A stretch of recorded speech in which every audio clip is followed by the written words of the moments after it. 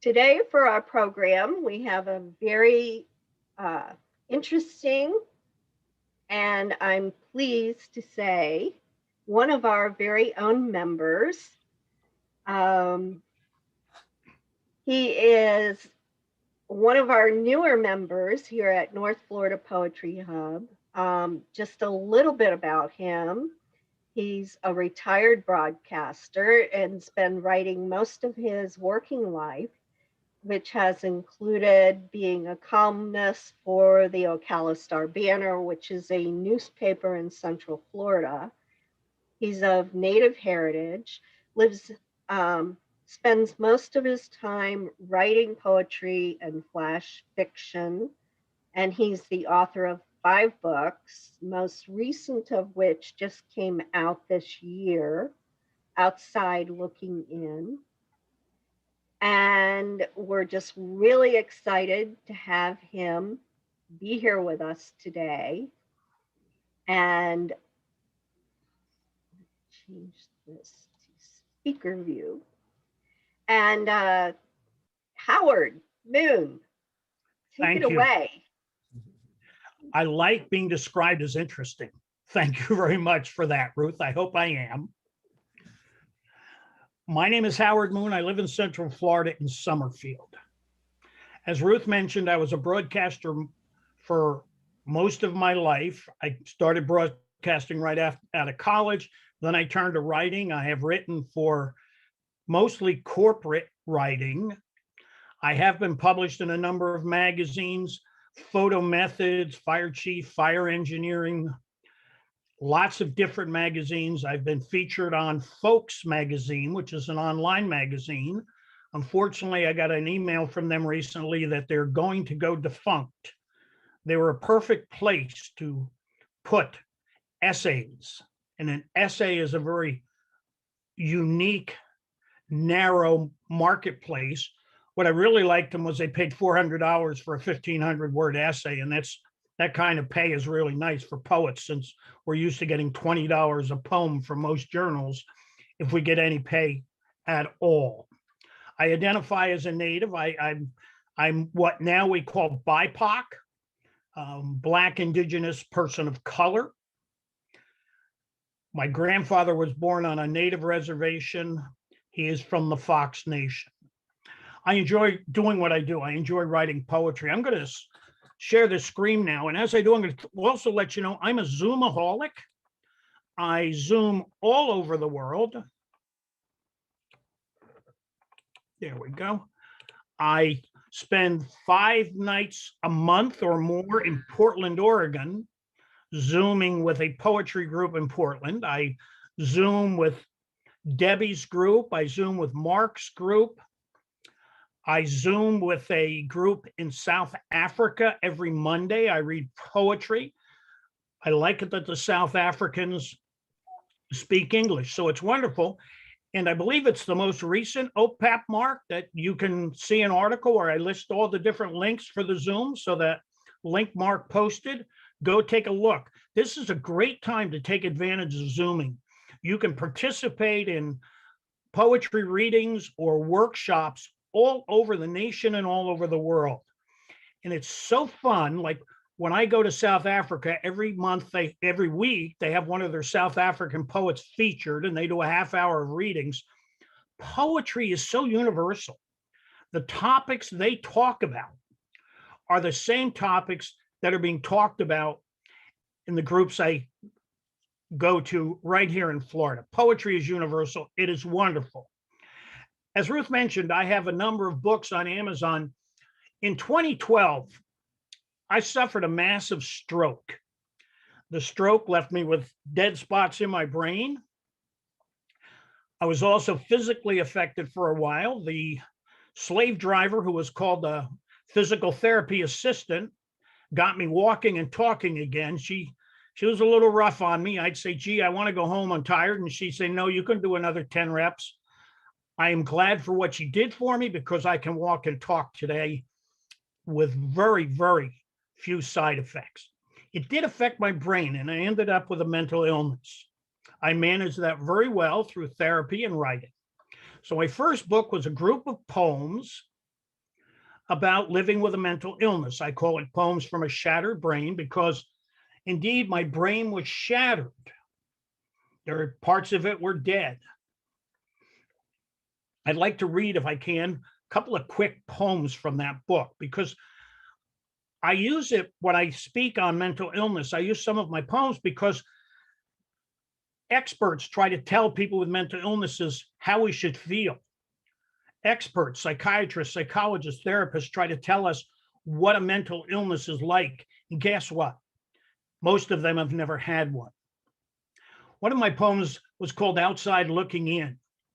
I stay on the outside looking in, peeking through the curtains in the window, never daring to go inside, an observer on the edge of life. Now, this poem is not just for people with mental illnesses. That's a universal poem. I'm sure there are lots of people who have no mental health problems who also feel that they are on the outside looking in. I wrote a poem called Despair. Despair pounces, unexpected, unwanted, uninvited. In an instant, out of nowhere, the overwhelming feeling of hopelessness.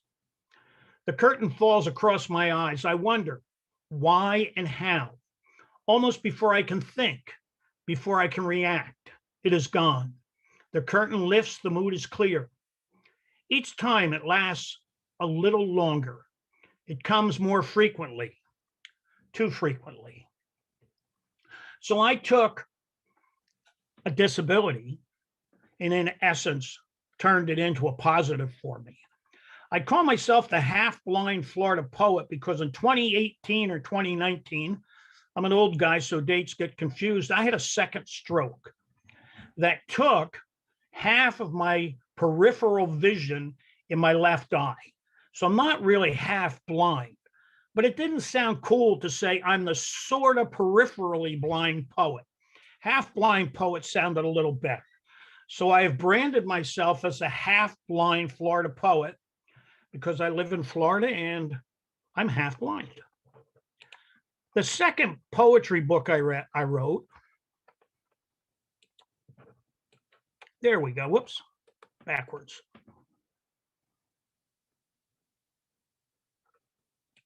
Second poetry book I wrote was White Fox. White Fox is a collection of Native American poems based on my indigenous heritage. I was lucky enough a few years ago to attend science fiction conference in Atlanta called Dragon Con. I don't know how many people are familiar with the actor Graham Greene. Graham Greene is one of Canada's first citizens. He is a very, very big advocate for Indigenous rights. But Graham also has starred in a number of movies, and many of them were science fiction.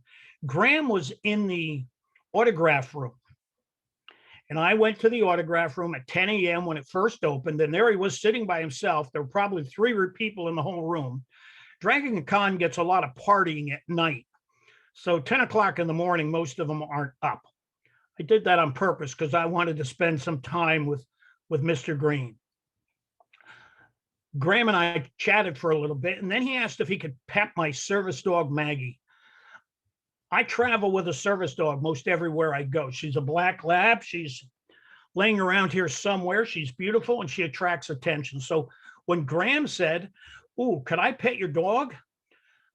I didn't want to tell the Peter Sellers joke about, "No, that's not my dog." No, I let him pet my dog, anything to prolong my visit with him.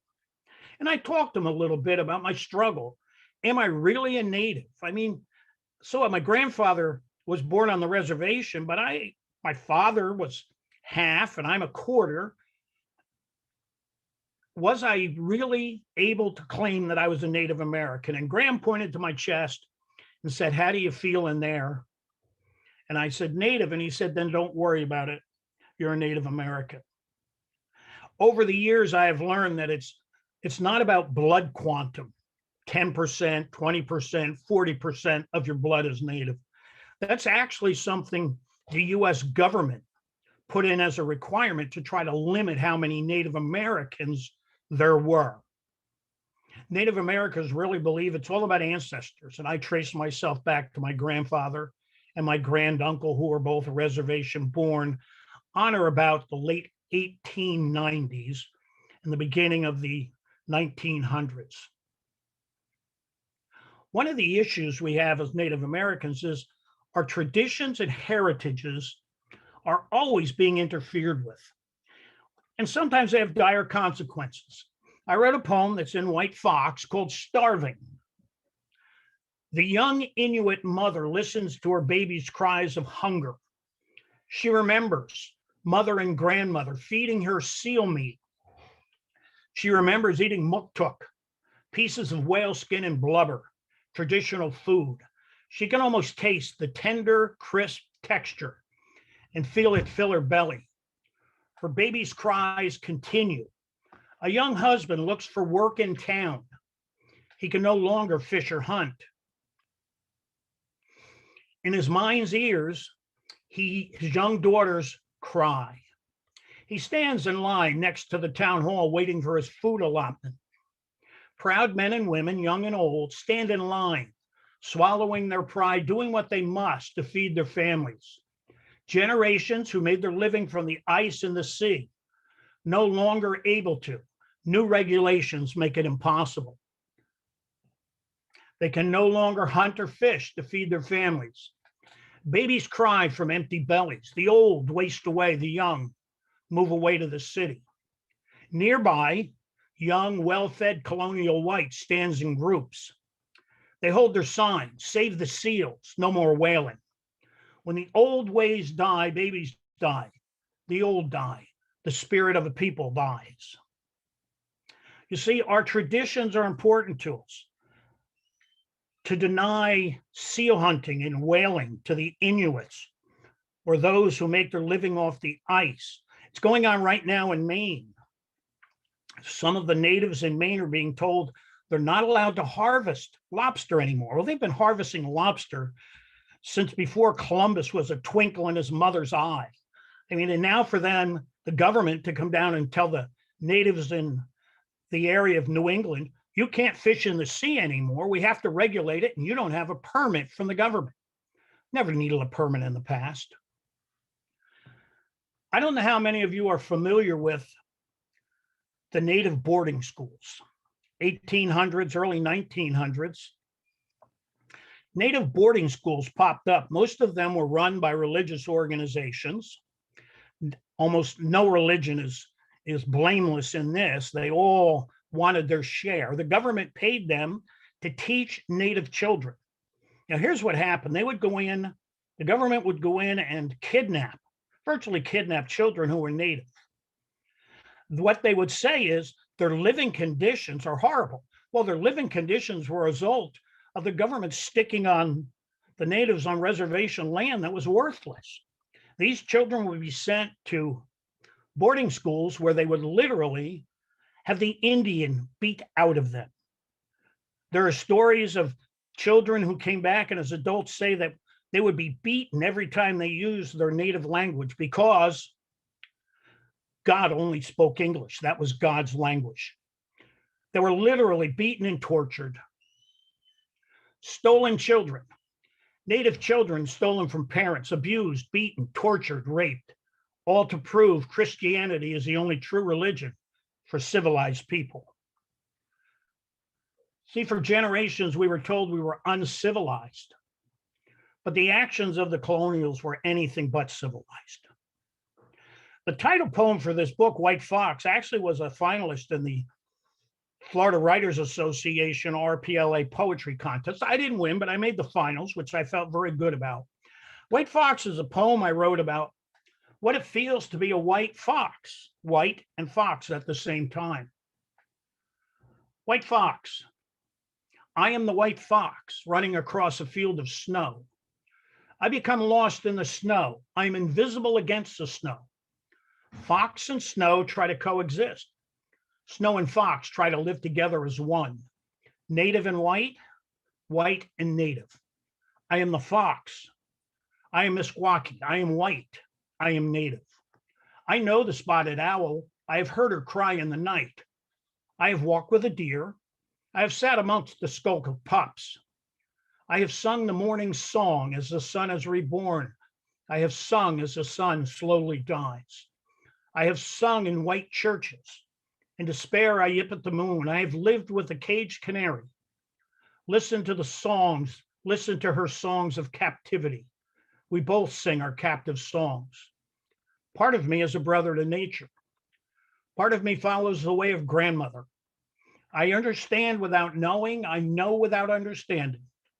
At times, I am lost in the white world. At times, I forget the way of grandmother. At times, I fail to hear the fox and the owl. At times, I cannot remember the songs of the Meswaki. Part of me is held hostage. I seek to escape the curse of the colonial. I struggle to escape the prison of the right world. I seek to set the fox within me free. Now, in that poem, I use the word Meskwaki, which is the fox word for being a fox, for being a native fox person. Ruth mentioned I also write some flash fiction. I've got my books in an order of them being published. So the next book, I'm not going to read any excerpts from, is a fun book I wrote because I love writing flash fiction. Now, I don't know how many of you know flash fiction can be anywhere from 200 to 800, maybe 1,000 words. In fact, I've found some flash fiction contest sites that want your story to be a single sentence, no more than 15 words. I love writing my short stories, partially because as a journalist, when I had a column, I was done at 1,200 to 1,500 words.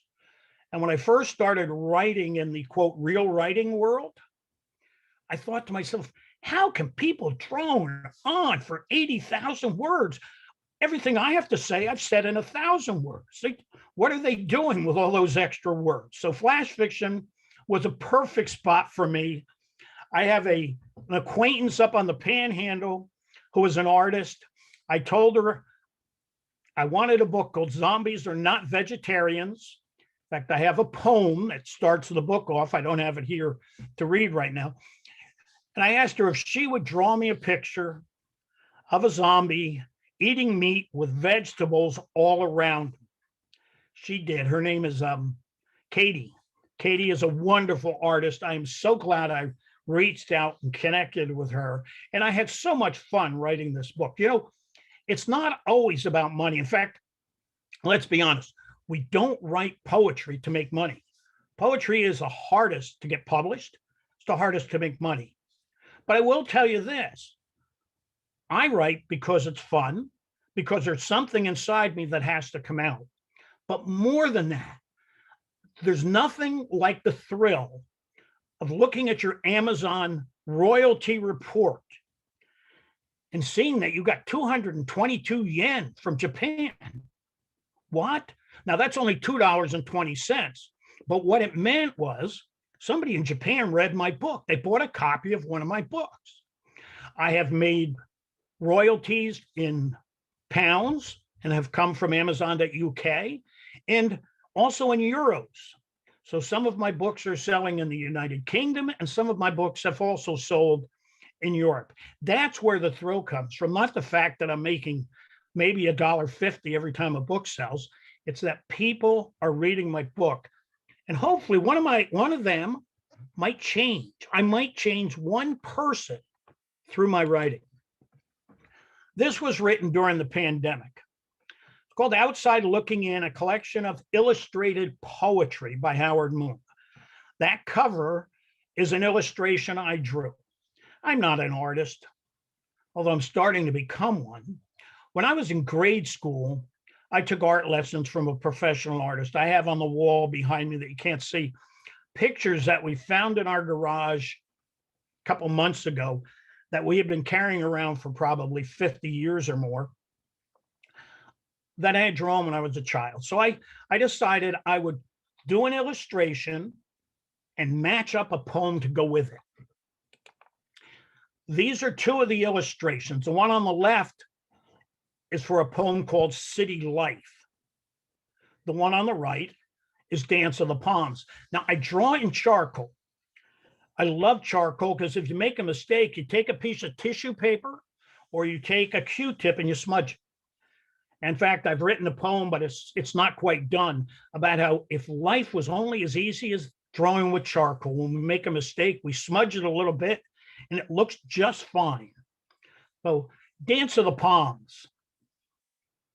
I sit and watch the palm fronds wave in the breeze. Their distinctive rustle is a sound like nothing else. Their thin trunks flex in the breeze. The sound and motion bring visions of a dance to mind. The dance of the palms, so graceful, so measured, so melodic to listen to. Then the hurricane winds turn the dance into a frenzied struggle for survival. The roar of the wind drowns out the musical rustle of their palms. I had fun with this book. One of the biggest challenges was to draw something that to write a poem that I could find an illustration to go along with it. Now that was difficult. And also the poems had to be relatively short. On the left side is the illustration for a poem called Looking Over the Edge. On the right side, a bunch of telephone poles with wires strung. And that was for a poem called Light Speed. And I'm going to read Light Speed for you now. The talking wires are strung across the horizon. Words dance from pole to pole, conversations moving faster than sound. Talk transmitted at the speed of light.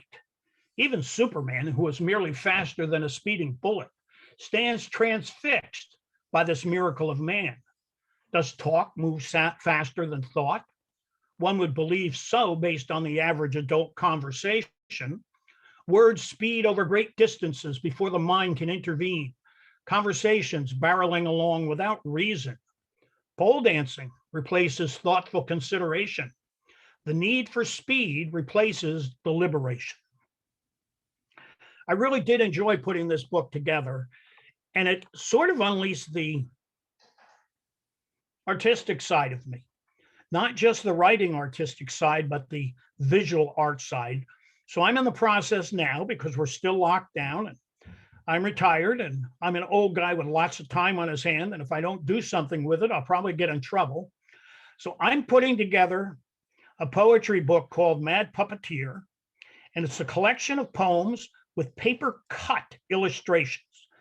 I took a quick online class on YouTube on how to cut out paper illustrations. And I'm having a blast. But again, the challenge is there. The poem has to be something I can do a paper cut of.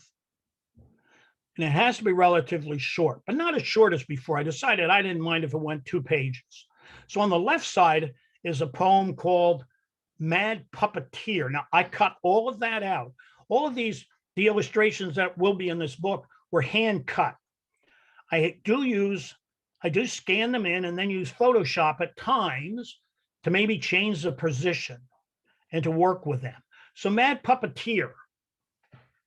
We often ignore or forget our fluid nature. We stop being supple beings. We cease to flow like the water we are made of. Gracefulness gone, we jerk erratically, moving like marionettes being controlled by a crazed puppeteer. The strings may be invisible. We may think we are in command. Reality knows the truth. The puppet master grows madder by the day. Elegance gone. We stagger through life out of control until the strings break and we fall into a broken heap. Now, the poetry on the right, the illustration on the right, you know how you can fold paper and then when you cut, you get a string of paper dolls? So I did a string of paper owls. I was watching the impeachment hearing, and I didn't want to write a political poem, but I did want to write a poem about the feeling it left me with. And this is what it left me with, and that's why I use the owls. Following parliamentary procedure, a gathering of owls is called a parliament. Madam Chair Owl called the meeting to order. She was wise beyond her 24 years and recognized the time had come to elect a successor. The parliament had been founded hundreds of years ago. The original founding owls had long since gone to that great roost in the sky. All would agree it had brought peace to the community. The last of the great owl wars was a distant, dim memory. The group had been in deep discussion. The chair recognized the representative from the stand of great oaks across the field. Madam Chair Owl, he began, the owls of the great oaks think it only fitting one of their own should be the chair. And who would that be? Interrupted the representative of the deep forest beyond the river. Yourself, I am sure. That brought hoots and hoos from many of those present. Chaos ensued. Beaks and talons were displayed. Madam Chair Owl beat her great wings, calling for order. The owl soon fell silent. We will follow proper parliamentary procedure, she hooted in her severest chair owl voice. After all, we are neither a gaggle of geese or a murder of crows. As I said earlier, I love zooming around. I zoomed yesterday to Portland, Oregon, Friday, and I came up. We have prompts. We have 3-minute prompts, 8-minute prompts, 10-minute prompts, and then we critique each other's poetry. These poems came from some of those prompts. Suffering too long. These are unpublished, but they may show up soon. Suffering too long. We quietly huddle in doorways, sleep on steam grates. For centuries, our voices have been stilled. We are the meek, still waiting patiently for the inheritance promised us. Gentle, resigned, forbearing, often peaceful and quiet, tired of being docile, tired of being mild. When will we come into that which has been assured us, that which is our hereditary right? Long suffering no more, patient no more, meek no more. It is our time. I think this is a poem I shared at our last Sunday group. The poem is titled, This Is All Messed Up. We are light, we are dark, we are love, we are hate. We are war, we are peace, we are kind, we are not. Mankind, womankind, humanity at its best. In the same instant, the essence of inhumanity. We are what the Creator intended us to be. Perfect images of imperfection. And I'm going to end with my newest poem I wrote last evening, and I put some fixes on it. As I mentioned to Mark, if any of you know Nancy, this poem reminded me of her so much. The poem is called Hard Notes, Hard Vowels. It's based on, I was inspired by a poem. There's a line in a poem called The Poem for Nina's Blues by Cordelius Eady, written on the death of Nina Simone, a jazz and blues songwriter. In his poem, he describes her as hard vowels in a soft dress. Your music sometimes so soft and mellow, sometimes hard and brittle, always awakens my senses. The notes surround me, the melodies enfold me. In your music, in those notes, I feel you. I feel your life. I feel your loves. I feel your triumphs, sorrows, and disappointments. Sound vibrates through my body. They shake my mind. They put a tremor in my soul. Hard notes, like hard vowels, crash down upon me. They bring me to my knees. They raise me above the rooftops. They allow me to touch the heavens. Thank you. I'll answer any questions. I've really only been writing poetry since 2012. And I just love it. It's poems that are inside of you have to come out. I've talked about that to many groups. If there's something there that has to be said, you have to say it.